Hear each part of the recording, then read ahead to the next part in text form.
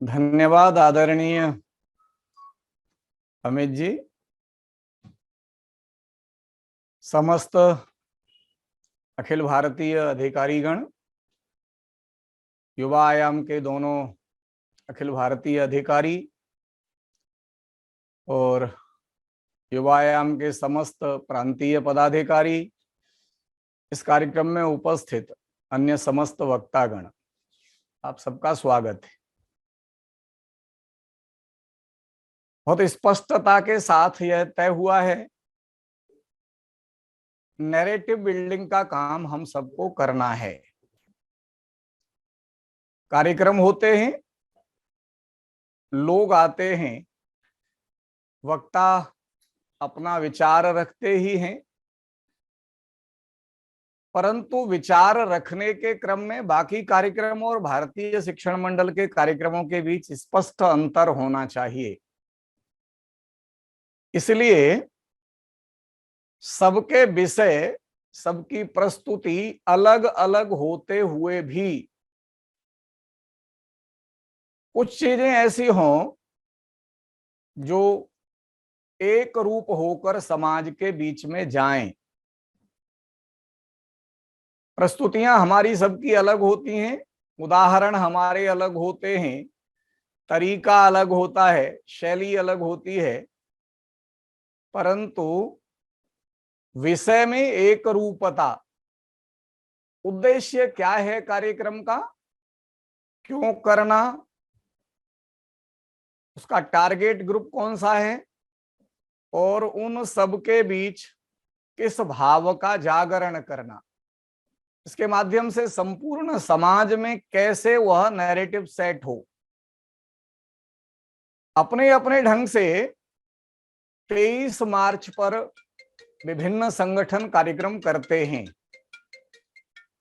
अलग अलग नाम देते हैं और नामकरण से ही उस कार्यक्रम का उद्देश्य जन सामान्य के बीच में तय होता है, वो भाव भी बनता है। बहुत लंबे समय से योजना पूर्वक इस दिवस को इन जो युवा थे जिन्होंने भारत माता के लिए अपना बलिदान किया,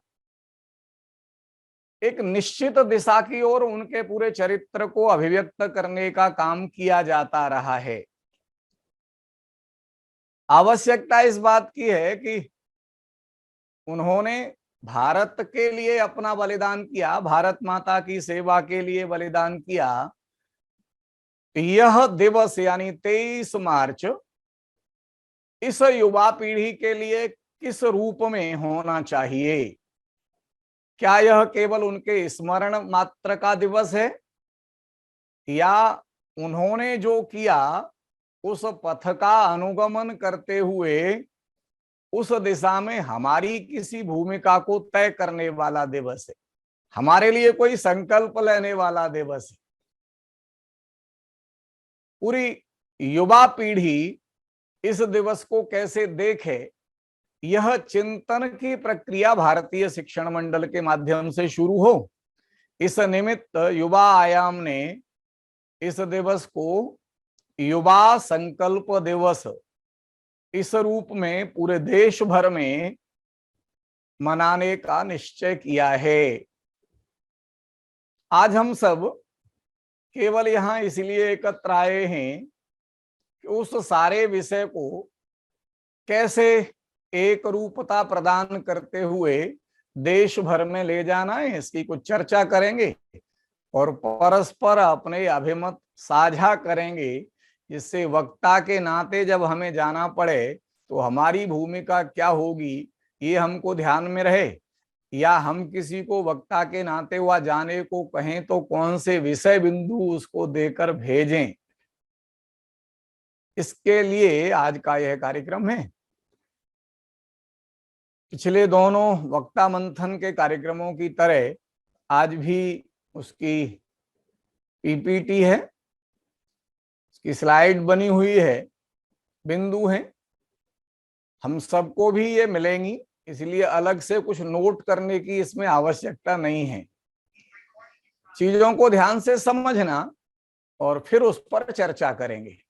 आरंभ में कुछ बातें मैं आपके बीच रखता हूं, फिर आपके मन में जो जिज्ञासाएं हो, जो आपके मन के भाव हो, जो आपको जोड़ना हो, वो चर्चा हम सब करने वाले हैं। Next slide.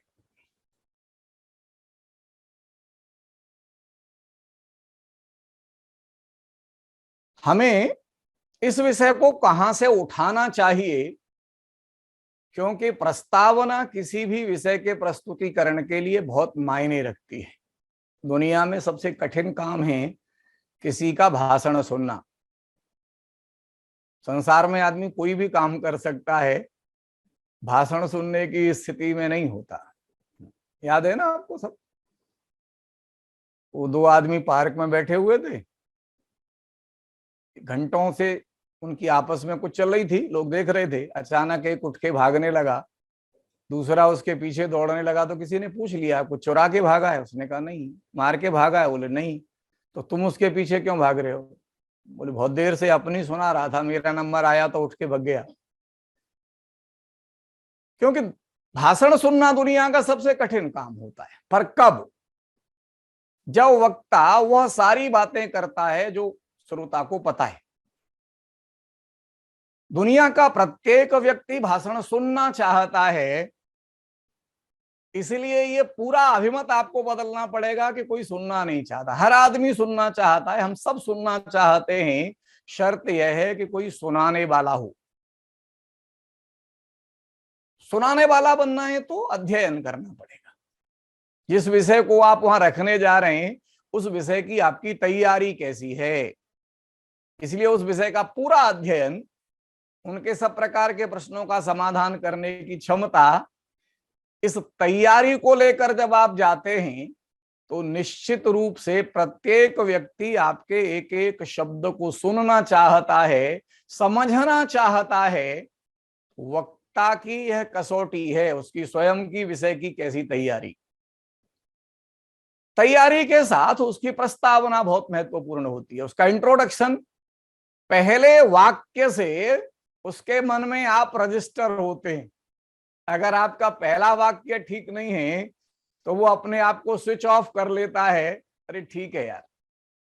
तो आपकी भाषा, आपकी प्रस्तुति, आपका इंट्रोडक्शन, क्योंकि फर्स्ट इंप्रेशन बहुत इंपॉर्टेंट है। इसलिए कहां से शुरू करना, तो उस दृष्टि से ये गाइडलाइन हमारे सामने है। अभी जो हमको बताया गया है परतंत्र भारत का इतिहास, वह योजना पूर्वक अंग्रेजों के द्वारा क्या बताया जाना चाहिए लोगों को, इस ढंग से लिखवाया गया। दुर्भाग्य से भारत के जो इतिहासकार थे, जिनको इसे ठीक करने का काम करना था, उन्होंने भी पाश्चात्य इतिहासकारों के रेफरेंस लेकर जैसा का तैसा उसको रख दिया। उस योजना के चक्रव्यूह में अभी तक हम उलझे हुए हैं। तो हमारा काम क्या है? उस चक्रव्यूह को तोड़ना। तो वास्तविक ऐतिहासिक परिदृश्य क्या था, वह लोगों के बीच में रखना। क्यों ये क्रांतिकारी अंग्रेजों के विरुद्ध हथियार उठाने को विवश हुए? जिस उम्र में कोई युवा अपने जीवन के सपने देखता है, उसके जीवन की रंगीनियों को वो एंजॉय करना चाहता है, उस जमाने में कोई युवा ये कहे अपने चाचा से कि खेतों में बंदूक बोएंगे, ऐसा क्या हुआ था जिसके कारण ये हो, ये हमें उनके सामने लेकर आना है। किस तरह की कठिनाइयां हमारे पूर्वजों ने झेली, कैसा शोषण भारत में अंग्रेजों के द्वारा किया गया, किस तरह के अत्याचार हमारे यहाँ माताओं बहनों पर किए गए, कैसे हमारे सांस्कृतिक परिदृश्य को तोड़ मरोड़ कर प्रस्तुत करते हुए सांस्कृतिक शोषण हुआ, कैसे कैसे बड़े नरसंहार हुए, बर्बरतापूर्ण नरसंहार हुए, क्योंकि किसी युवा का खून अचानक नहीं खौलता। वो सारी घटनाएं अपने मन मस्तिष्क में रखना। किन घटनाओं के कारण, किन परेशानियों के कारण, उनकी कैसी क्रूरताओं के कारण प्लेग के नाम पर घर में घुसकर किस प्रकार से दुर्व्यवहार उन्होंने किया, तब रेंड के बारे में टिप्पणी करनी पड़ी तिलक को, और उससे प्रेरित होकर चाफेकर बंधुओं ने हथियार उठा लिए, प्लेग कमिश्नर की हत्या कर दी, क्योंकि उसको उन्होंने हत्या नहीं कहा, वध कहा। ये जो दृष्टि का परिवर्तन है, वहां से हम वास्तविक ऐतिहासिक परिदृश्य इस 23 मार्च की घटना तक ले जाने के पहले करेंगे, तो लोगों का जुड़ाव इस विषय के साथ होगा। कैसी भीषण परिस्थितियां थीं, लोग किस स्थिति में जी रहे थे, कैसे अंदर ही अंदर घुट रहे थे, शासन के प्रति कितना आक्रोश था, ये सारे परिदृश्य का वर्णन हमको करना पड़ेगा, व्यवस्थित ढंग से करना पड़ेगा, बहुत विस्तार में, बिना जाए उनके मन के भाव को किस प्रकार जागृत कर सकते हैं, ऐसी पूर्व तैयारी हम सबकी होनी चाहिए। नेक्स्ट, जब इस प्रकार के अत्याचार अंग्रेजों के द्वारा हो रहे थे, तब युवा पीढ़ी क्या कर रही थी? क्या आज के युवाओं की तरह वो अपने मोबाइल में खोई हुई थी, या भारतीय शिक्षण मंडल के विस्तारकों की तरह, या इस कार्यक्रम में उपस्थित युवा आयाम के युवाओं की तरह इन सारी चीजों से ऊपर उठकर राष्ट्र के प्रति अपने कर्तव्य का बोध उनके मन में जगा था? तो हम देखते हैं कि युवाओं के मन में इन अत्याचारों के विरुद्ध बेहद तीव्र आक्रोश था, और वे किसी भी हद तक जाने को तैयार थे। यहां से क्रांतिकारी आंदोलन जन्म लेता है, क्योंकि युवा अहिंसक मार्ग का अनुकरण करना उसके लिए कठिन होता है, उसकी रगों में खौलता हुआ रक्त होता है, सहन करने की उसकी बहुत कम सीमा होती है, सहन शक्ति कम होती है, ईंट का जवाब पत्थर से देना यह उसकी स्वाभाविक वृत्ति होती है, परंतु साथ साथ वह पूरी तरह अध्ययनशील भी होता है, न केवल अपने देश की बल्कि विदेशों में चलने वाले विभिन्न क्रांतिकारी आंदोलनों का अध्ययन भी उन युवाओं ने बहुत विस्तार के साथ किया। वो मेजिनी को पढ़ते हैं, वो गैरीबाल्डी को पढ़ते हैं, वो बिस्मार्क को पढ़ते हैं, कैसे जर्मनी का एकीकरण हुआ, कैसे इटली का एकीकरण हुआ, कैसे फ्रांस की क्रांति हुई, बड़े से बड़े अत्याचारी शासकों के विरुद्ध भी युवाओं ने किस प्रकार से सफलता प्राप्त की, कैसे सशस्त्र क्रांति के द्वारा अपने देश को आजादी दिलाई गई। यह पूरा अध्ययन जब उनके ध्यान में आया, पूरा विस्तार के साथ उन्होंने ये सब पढ़ा, तो स्वाभाविक प्रेरणा प्राप्त हुई। भारत के भी प्राचीन संदर्भ युवाओं के उनके ध्यान में थे ही, इसलिए इन युवाओं ने अंग्रेजी अत्याचारों का तीव्र प्रतिकार किया। इन युवाओं में बहुत सारे नामों की सूची है, बहुत बड़ी सूची है, चाहे वो खुदीराम बोस हो, राम प्रसाद बिस्मिल हो, सरदार भगत सिंह हो, बहुत सारे जो नाम हम जिनकी चर्चा करते हैं, तीनों युवाओं की, चंद्रशेखर आजाद की, बाद में आने वाले सुभाष चंद्र बोस की, ऐसी अनगिनत श्रृंखला है जो स्वतंत्रता के इन 75 वर्षों का जब वास्तविक इतिहास लिखा जा रहा है, तो गांव गांव से नाम आ रहे हैं, हर क्षेत्र से निकलकर नाम आ रहे हैं। देश का कोई भाग ऐसा नहीं था, पाश्चात्य इतिहासकारों और बाद के भारतीय इतिहासकारों की किताबों में नाम बहुत कम है, परंतु वास्तविकता यह है कि अंग्रेजों की गोलियां कम पड़ गई थी, सीने ज्यादा थे युवाओं के भारत में। और इसलिए उन युवाओं के अंदर क्या जोश था, उसकी पूरी चर्चा हमको यहां इस संदर्भ में करने की आवश्यकता है। ऐसे ही क्रांतिकारी जो प्रतिकार कर रहे थे अंग्रेजों का, उन्हीं में से ये 3 नाम थे जिनका संबंध 23 मार्च के साथ है। सरदार भगत सिंह, सुखदेव और राजगुरु। इन तीनों का इतिहास पूरी युवा पीढ़ी को प्रेरित करने वाला इतिहास है, उनका बलिदान लोगों के मन मस्तिष्क को मथने वाला है। इसलिए यह दिवस यानी 23 मार्च युवाओं के संकल्प के लिए अत्यंत महत्व का दिवस बनता है।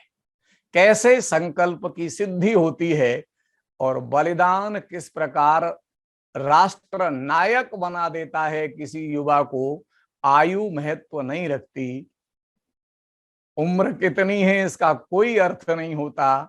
आपके जीवन का समर्पण कैसा है, अपने प्यारे प्राणों को हवि बनाकर राष्ट्रदेव की बलिवेदी पर हवन कर देने वाले लोग कैसे भारत माता के लाडले सपूत बनकर लोगों के मन मस्तिष्क में अपना स्थान बना लेते हैं। यह गाथा है इन तीनों युवाओं के बलिदान की गाथा। यह स्मरण करने का दिन है 23 मार्च। नेक्स्ट, उसके बाद ऐसा नहीं हो कि बिना अध्ययन के हम चले जाएं और 4-5 बार बोलें, बाकी तो आप जानते ही हो। जरा सी गलतफहमी, जरा सी गड़बड़ हमारी श्रोताओं के अंदर ऊब उत्पन्न कर देती है। तैयारी बहुत आवश्यक है, इसलिए जिनके बारे में बताने वाले हो उनके बारे में भी आपकी पूरी तैयारी, पूरा अध्ययन। एक गलत तथ्य सुनते सुनते आपके प्रति यानी वक्ता के प्रति श्रोता के मन में बहुत निराशा व्यक्त करता है। 2 गलत तथ्य बोल दिए, वो अपने आप को स्विच ऑफ कर लेगा, अरे तुम्हें पता तक नहीं है भगत सिंह कहां पैदा हुए थे। छोड़ो यार, इस भावना से हमको बचना है। ऐसा नहीं कि बिना पढ़े लिखे चाहे जहां चले जाएं, मेरी तरह भाषण देने नहीं जाना, अपनी पूरी तैयारी चाहिए। मैं तो पढ़ रहा था कहीं, एक नेता एक बार फुटबॉल मैच में भाषण देने चले गए। फुटबॉल का कोई ज्ञान नहीं था, न खेल पता न नियम पता, समय पता था। नेता के अनुसार आदत थी तो आधा घंटा लेट गए, लेकिन मैच समय पर शुरू हो गया तो उन्हें फर्स्ट हाफ का खेल देखना पड़ा। फर्स्ट हाफ पूरा हुआ, उनके सामने माइक रख दिया गया। अब पता नहीं है नेताजी को फुटबॉल के बारे में कुछ, और भाषण देना है, विपक्ष के थे, इसलिए उन्होंने शुरू किया। आंखों में आंसू, गला रुंधा हुआ। पहला वाक्य था, सरकार कहती है हमने खेलों के लिए क्या क्या व्यवस्थाएं की हैं। मैं पूछना चाहता हूं, क्या खाक व्यवस्थाएं की हैं? पिछले आधे घंटे से मैं देख रहा हूं, एक बॉल को पाने के लिए मेरे देश के 22 युवा किस तरह मारामारी कर रहे हैं। मैं आपको विश्वास दिलाता हूं कि हमारी सरकार आने पे हर खिलाड़ी को अलग अलग बॉल देंगे, फिर किसी को किसी से बॉल छीननी नहीं पड़ेगी। ऐसा भाषण बहुत प्रभावहीन भाषण होता है। गलती से भी ऐसा हमारा नहीं हो। ऐसा तब होता है जब हम बिना विषय के ज्ञान के कहीं भी बोलने के लिए चले जाते हैं। इन क्रांतिकारियों के बारे में पूरी जानकारी स्लाइड में आपको कुछ संक्षिप्त बिंदु दिए गए हैं। आपकी जिम्मेदारी यह है कि इनसे संबंधित पूरे तथ्य बहुत ध्यान पूर्वक पढ़ें। जन्म कब हुआ, कहां हुआ, वर्तमान में उसकी क्या स्थिति है स्थान की, पिताजी का नाम क्या, माताजी का नाम क्या, बाकी परिवार के बारे में कुछ और जानते हैं तो ठीक है। भगत सिंह जी के तो चाचा जी के बारे में भी पढ़ना ही चाहिए आपको। यह सारा ज्ञान जब आपका है, पढ़ना वैसे भी पढ़ना ही चाहिए, स्वाभाविक बात है। जो हमारे आदर्श हैं उनके बारे में एक एक चीज की जानकारी हमें होनी चाहिए, और जब वक्ता के नाते जा रहे हैं तब ये जिम्मेदारी कई गुना बढ़ जाती है।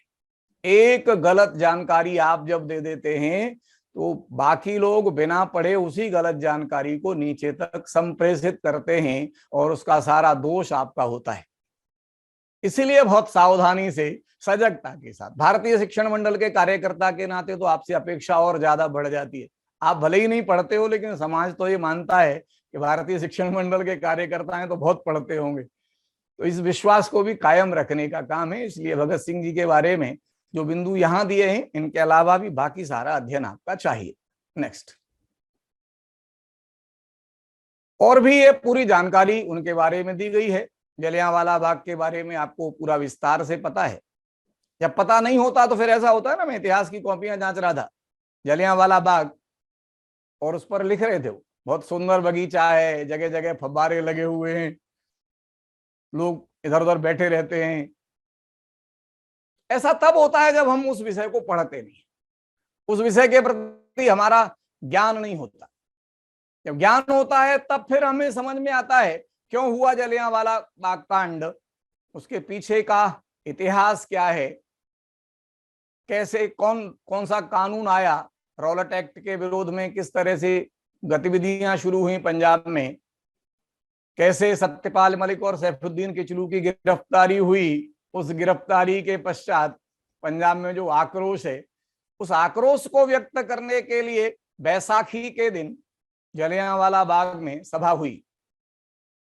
बैसाखी पर्व परम पावन अमृतसर में थी भीड़ बड़ी, तब इसी बाग में सभा हुई, आबाल वृद्ध जनता उमड़ी। पर ज्यों ही बैठक शुरू हुई आ गया न जाने कब डायर, जब तक जनता सोचे समझे आवाज उठी तब तक फायर।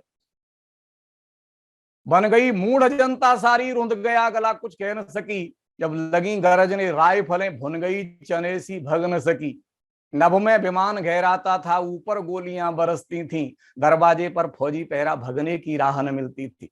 10 मिनट गोलियां लगातार 1650 चक्र चली, जल मरे सहस्त्राधिक प्राणी लाशों से संकुल हुई गली।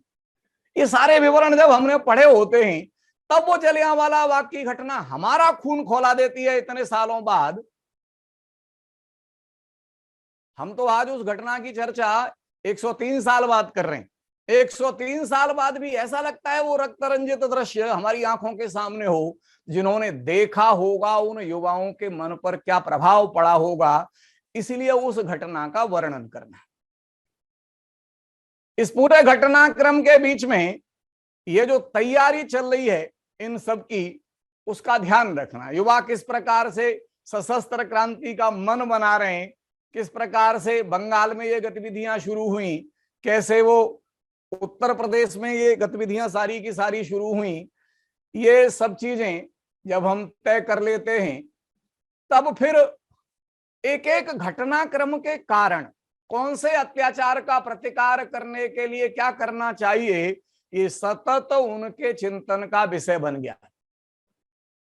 साइमन कमीशन का विरोध करते हुए लाला लाजपत राय की मौत का बदला लेने के लिए इन क्रांतिकारियों ने सैंडर्स को गोली मार दी।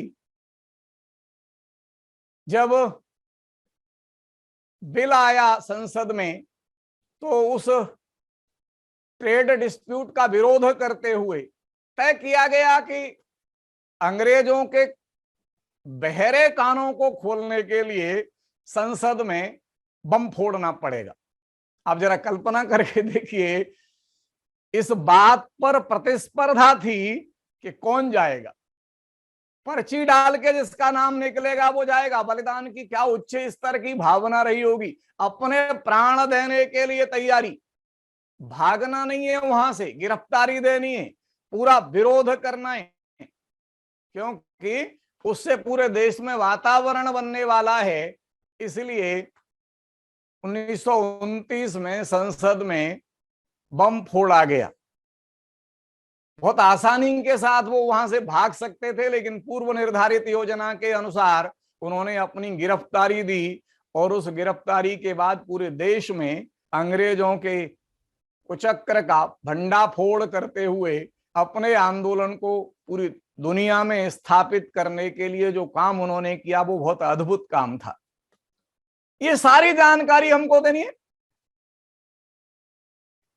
कैसे यहां नौजवान सभा का गठन होता है, कैसे हिंदुस्तान रिपब्लिकन एसोसिएशन बनती है, ये हिंदुस्तान रिपब्लिकन एसोसिएशन बाद में हिंदुस्तान सोशलिस्ट रिपब्लिकन एसोसिएशन के रूप में बदल जाती है, कैसे एक एक करके लोग जुड़ते चले जाते हैं, बलिदान की जो गाथाएं हैं वो किस प्रकार से अद्भुत हैं, कैसे भगत सिंह को प्रताप अखबार में काम करना होता है गणेश शंकर विद्यार्थी के साथ, लेकिन जीवन का उद्देश्य एकदम से कैसे उनका स्पष्ट है, ये सारे बिंदु हमारे ध्यान में आते हैं तो फिर हमारा विषय रखने का जो ढंग होता है वो प्रभावशाली हो जाता है। इंकलाब जिंदाबाद किस अर्थ में उन्होंने नारे के रूप में प्रयोग किया, भगत सिंह की क्या परिस्थितियां थी, क्या उनकी योजना थी, चंद्रशेखर आजाद की कैसी स्थिति थी, और बलिदान का भाव कितना ऊंचा, क्योंकि 1927, 1926 की बात कर रहे हैं, 2022 में उसी भाव की आवश्यकता है। क्या मैं और मेरा परिवार महत्वपूर्ण होता है या राष्ट्र महत्वपूर्ण होता है? तो चंद्रशेखर आजाद को एक बार साथियों ने कुछ धन इकट्ठा करके दिया, आप अपने घर जाओ और माताजी के लिए साल भर के अन्न की व्यवस्था करके आ जाओ, क्योंकि उन्हें पता था माताजी के लिए रोटी की भी व्यवस्था नहीं है। और चंद्रशेखर गए और वापस लौट के आ गए, पिस्टल खरीद के ले आए। और लोगों ने पूछा, जो पैसे ले गए थे उससे पिस्टल खरीद के ले आए तो माताजी के अन्न का? बोले नहीं, मैंने कुछ नहीं किया, एक माँ के मर जाने से कोई अंतर नहीं पड़ेगा, लेकिन भारत माता का आजाद होना बहुत आवश्यक है। ये चंद्रशेखर आजाद। ये सारे भाव जब युवा पीढ़ी के मध्य जाते हैं तब वो 2022 में अपना संकल्प तय कर पाते हैं। ये सारा ज्ञान व्यवस्थित ढंग से हमको उस युवा पीढ़ी के सामने रखना है। नेक्स्ट, भगत सिंह का जो पत्र है ये बहुत महत्वपूर्ण पत्र है, और ये कोई बहुत बड़ी उम्र में लिखा गया पत्र नहीं है। भगत सिंह के बारे में प्रचारित किया जाता है, भगत सिंह धर्म को नहीं मानते थे। कम्युनिस्टों ने उनको घोर नास्तिक के रूप में पूरी दुनिया के सामने रखा है। लेकिन इस पत्र से आप समझ सकते हैं, इस पत्र की शुरुआत ही ओम से होती है। तो धर्म को लेके भगत सिंह की क्या दृष्टि रही होगी, धर्म के वास्तविक मूल्य को समझने वाला ये पत्र हमें युवा पीढ़ी के बीच ले जाने का काम है, हमारी जिम्मेदारी है। कैसे भगत सिंह उस छोटी उम्र में, केवल 6वीं कक्षा में पढ़ने वाले भगत सिंह उनके दादा को ये पत्र लिखते हैं। शिक्षा को लेकर भी उनकी कैसी स्थिति है। परीक्षा के बारे में यह है कि मैंने पहले इसलिए नहीं लिखा क्योंकि हमें परिणामों के बारे में बताया नहीं गया था। अब हमें अंग्रेजी और संस्कृत के परिणाम बता दिए गए, उनमें मैं पास हूं। संस्कृत में 150 में से 110 अंक आए, अंग्रेजी में 150 में से 68, 68। 50 नंबर लाने होते हैं, 50 पे पास हो जाता है, मेरे तो 68 आए। इसलिए कोई चिंता मत करना, बाकी सबके अंक बताए नहीं गए हैं। ये जो विषय है हमारे लिए काम का विषय, इसमें क्या है, जो धार्मिक संस्कार हैं, अपने दादाजी को लिखना, पहला ओम से पत्र की शुरुआत करना, दूसरा पूजनीय दादाजी, ये भारत का संस्कार। ये सारे संस्कार भगत सिंह किस वृत्ति के थे ये बताने के लिए संकेत है। नेक्स्ट,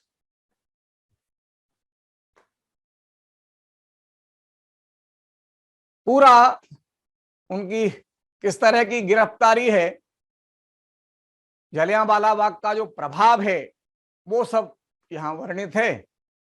12 साल उम्र थी भगत सिंह की जिस समय जलियांवाला बाग हुआ, और 12 साल के बच्चे के अंदर क्या स्थिति है। सवेरे वहां पहुंचे, शहीदों के रक्त से रंगी मिट्टी का माथे पे तिलक लगाया और थोड़ी सी मिट्टी शीशी में डाल के घर ले गए, एक बोतल में डाल के। ये जो पूरा का पूरा भाव है, यहां से समझ में आता है भारत माता के प्रति कितनी गहरी संवेदना है, राष्ट्र के प्रति कितना गहरा लगाव है। ये पूरा वर्णन हमको उनके बीच में करना है।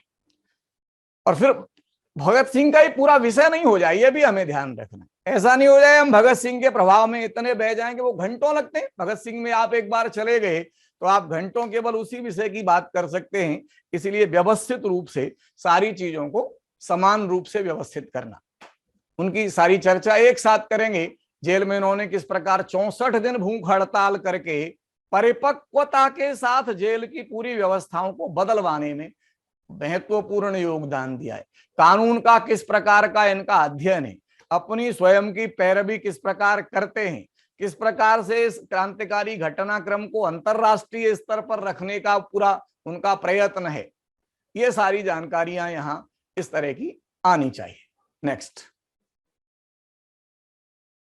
ठीक इसी तरह राजगुरु के बारे में भी हमें ये जानकारी देनी है, उनके बारे में भी हमें पढ़ना चाहिए। पूरा नाम है शिवराम हरि राजगुरु। 24 अगस्त 1908 को पुणे जिले के खेड़ा गांव में जन्म है। पिताजी माताजी का नाम हमको बहुत ठीक से पता है ही। पिताजी उस समय दुनिया से चले गए थे जब उनकी उम्र मात्र 6 वर्ष थी। वाराणसी में अध्ययन करने गए, हिंदू धर्म ग्रंथों और वेदों का अध्ययन किया और बहुत छोटी आयु में ही लघु सिद्धांत कौमुदी जैसा ग्रंथ उन्होंने कंठस्थ कर लिया। ये सारी बातें किस लिए बताना, किस प्रकार से हिंदुत्व की जड़ें उनके अंतर मन में गहराई तक विद्यमान थीं। अध्ययनशील वृत्ति कैसी थी। छत्रपति शिवाजी की छापामार युद्ध शैली के बहुत प्रशंसक थे। उस उम्र में जो शिवाजी को पढ़ेगा तो क्रांतिकारी होने के अलावा और क्या बनेगा। आज भी हम जैसा पढ़ते हैं वैसे ही हम स्वयं को गढ़ते हैं। अपने को गढ़ने के लिए तरीका क्या है, हम जैसा बनना चाहते हैं वैसा ही हमें पढ़ना चाहिए। चंद्रशेखर आजाद से बहुत प्रभावित थे, इसलिए 16 वर्ष की उम्र में ही उनकी party Hindustan socialist Republican army से जुड़ गए और जब उनका पर्ची में नाम निकल आया सेंट्रल असेंबली में बम फोड़ने के लिए तो वो अत्यंत प्रमुदित थे, अपने जीवन की धन्यता मानते थे। भारत माता की सेवा करने का अवसर मुझे प्राप्त हुआ है। सैंडर्स का वध करने में लाला लाजपत राय को लाठियों से जिस सैंडर्स ने प्रहार किया था, अहिंसक आंदोलन करते हुए इतनी लाठियां मारी थी सैंडर्स ने, और लाला जी का अंतिम वाक्य तो आपको याद ही है, मेरे शरीर पर पड़ी एक एक लाठी अंग्रेजी साम्राज्य के ताबूत में कील साबित होगी। और वही हुआ भी।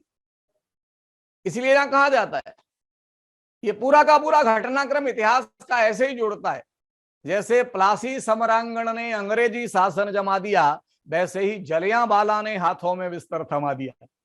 प्लासी से अंग्रेजी साम्राज्य की भारत में स्थापना होती है 1757 से, और जलियांवाला बाग से अंग्रेजी साम्राज्य का यहां से उखड़ना शुरू हो जाता है, क्योंकि युवा पीढ़ी संकल्पित हो गई अब हमें अंग्रेजों को भारत में नहीं रहने देना है, अब भारत माता को पराधीनता की बेड़ियों में जकड़े नहीं रहने देना है। इनमें से ये युवा हैं राजगुरु भी। तो सैंडर्स का वध जब इन्होंने किया तो भगत सिंह और सुखदेव के साथ राजगुरु भी थे। नेक्स्ट,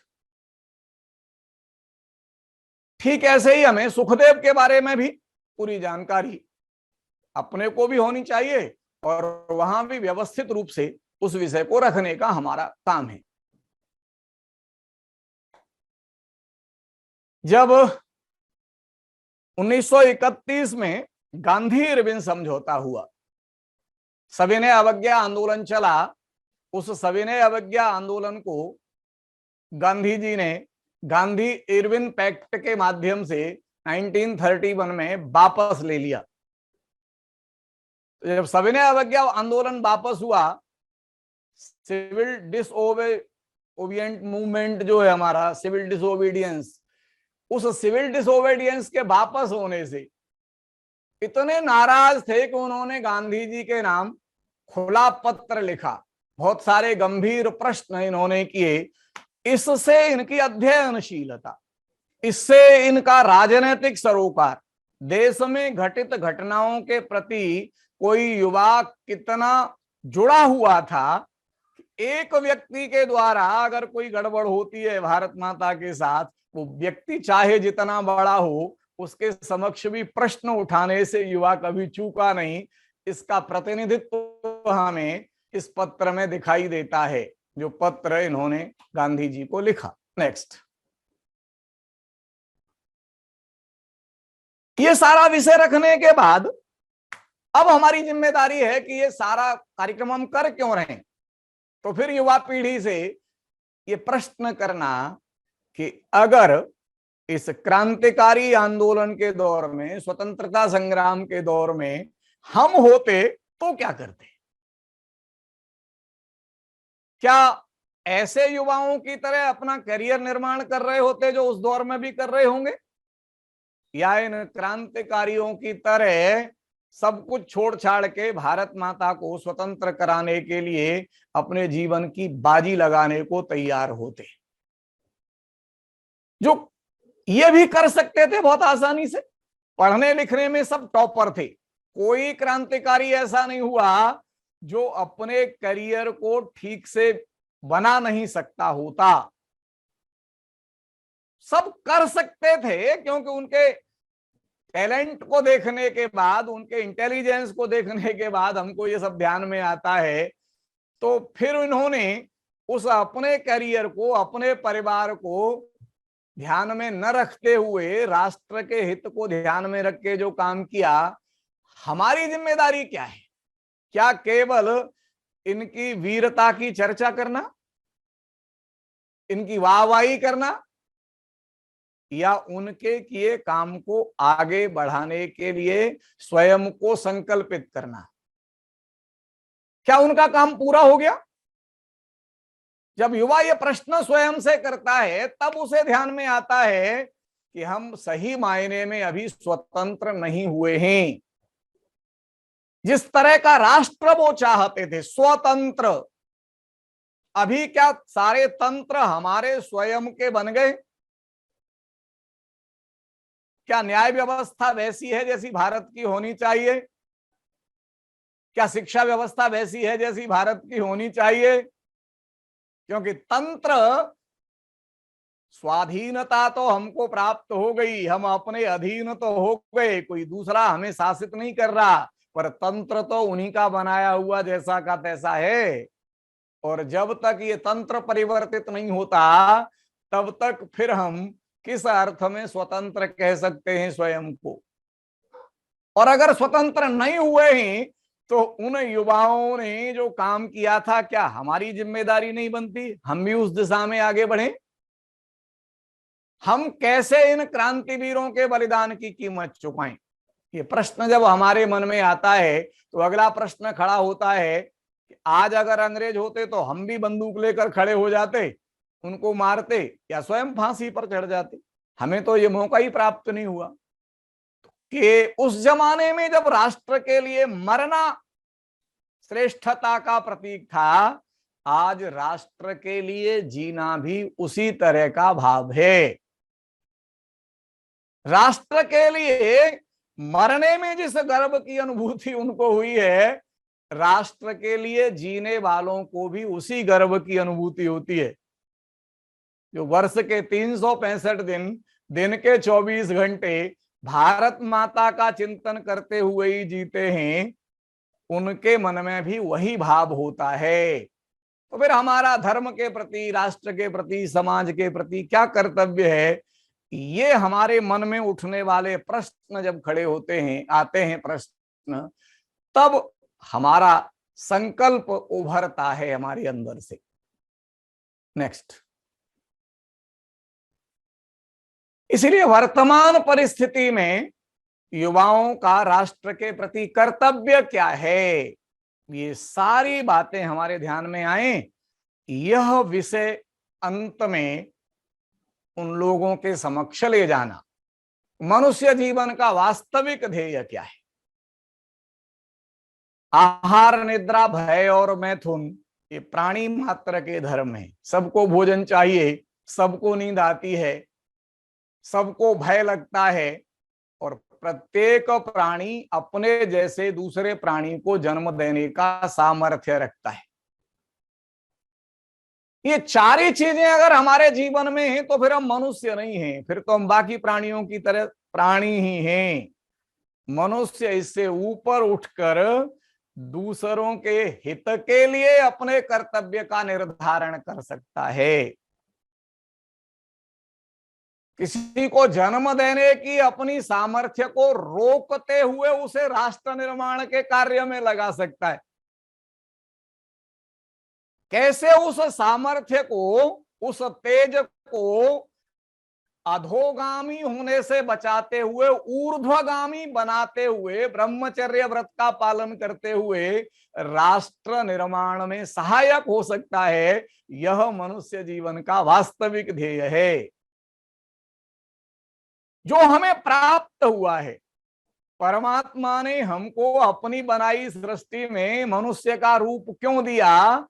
जिससे हम परमात्मा की बनाई सृष्टि को और सुंदर बनाने में अपनी भूमिका का निर्वाह कर सकें।